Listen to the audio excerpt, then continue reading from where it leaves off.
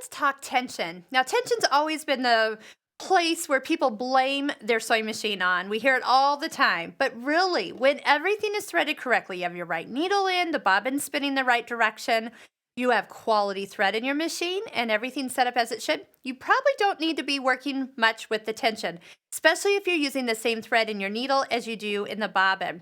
But we all have those times where things just don't go right, or that you are finding your threads that you have selected, maybe one's a little heavier that you're putting through your needle, and you don't need that decorative thread in your bobbin, so you have a different weight down below. That's more when you need to adjust your tension.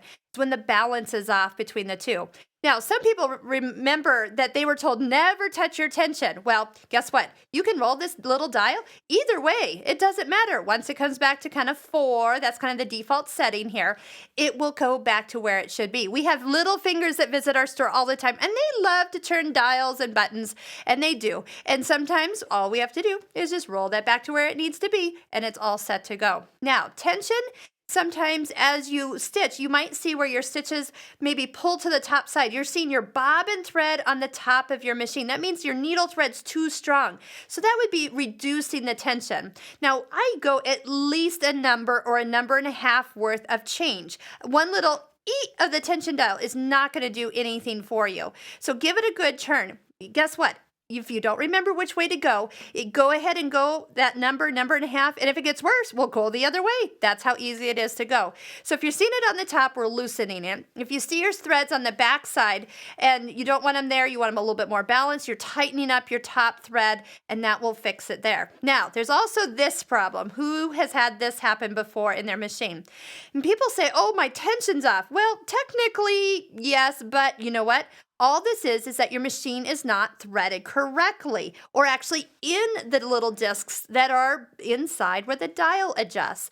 The thread actually runs through 2 discs, and when the presser foot is down, that disc closes on the thread. Remember when you tugged on the thread with the foot down at the needle, that made it tight?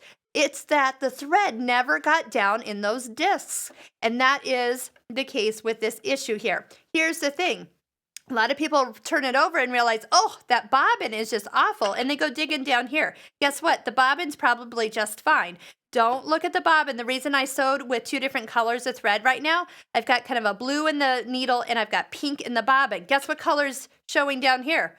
Blue. That means the problem is the blue thread. So all you need to do is rethread your machine, sew on it, you should be good to go. Or do that little test that I did earlier where you are testing that as the thread is being pulled, it's loose, and when the foot lowers down, it's tight. You lower that foot down and it's still loose, well, you still need to get it in those tension discs, and then the tension will actually work for what your project is. So that's the lowdown on tension. Don't get hung up on it. Don't change it first. Make sure everything else is correctly positioned before you get to tension. It is usually not the culprit. It's just what people blame their sewing machines on.